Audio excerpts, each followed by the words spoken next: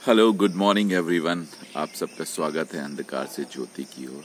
और परमेश्वर का वचन जो है हमारे लिए ज्योति का काम करता है। और आज का जो वचन है वो जॉन चैप्टर 15 वर्स 5 से दिया गया है। और यहाँ इस प्रकार लिखा, I am the vine, you are the branches, whoever abides in me and I in him, he it is that bears much fruit, for apart from me you can do nothing.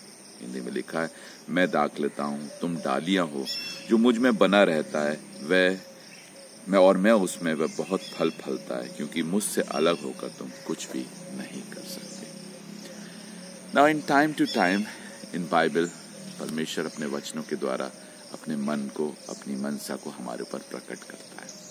और यहाँ पर वो हमें डालियां और अपने आप को पेड़ के समान बताता है और कहता है कि जो डाली मुझ में जुड़ी नहीं रहती, जो मुझसे एसोसिएटेड नहीं रहती, जो मुझ पर विश्वास नहीं करती, वो कभी भी नहीं फल सकती है।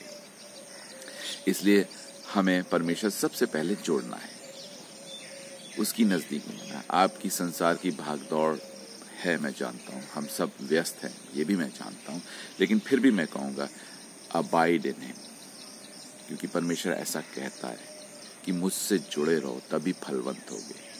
He will prosper you and that's his promise. But same time he expect little bit from you is to associate with him. Abide in him.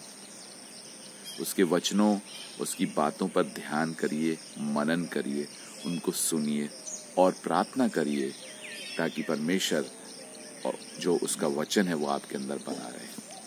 Now God lives in his word. Remember this. God lives in his word. वो अपने वचनों में जीवित है और जब हम उसके वचनों को अपने हृदय में रखते हैं तो हम उससे जुड़े रहते हैं। उसके वचन ही सामर्थी हैं, बिकॉज बाइबल में लिखा है आदि में वचन था, वचन परमेश्वर के साथ और वचन ही परमेश्वर है। तो परमेश्वर अपने वचन में विराजमान है, अपने वचन में वो सामर्थ के साथ कार्य करता है। इसीलिए राजा दाऊद ने भी कहा कि मैंने तेरे वचनों को अपने हृदय में रख छोड़ा है।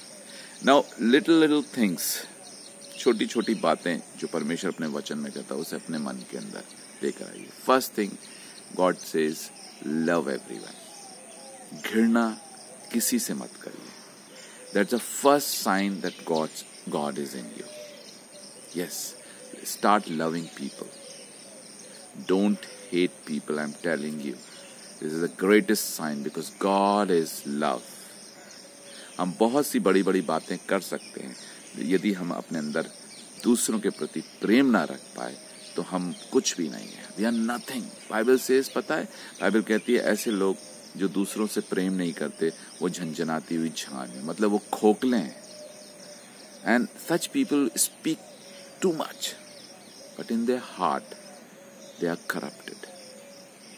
तो यीशु मसीह हमेशा कहता है कि अपने हृदय को साफ करो, बर्तन को अंदर से मांजो। आज से देखिए, बड़ी बड़ी बातें नहीं बोलिए, स्टार्ट करिए सिर्फ एक छोटी सी, start loving people, start loving people. आप देखेंगे एक अद्भुत सामर्थ्य आपके अंदर होगी, क्योंकि परमेश्वर क्या है? प्रेम है।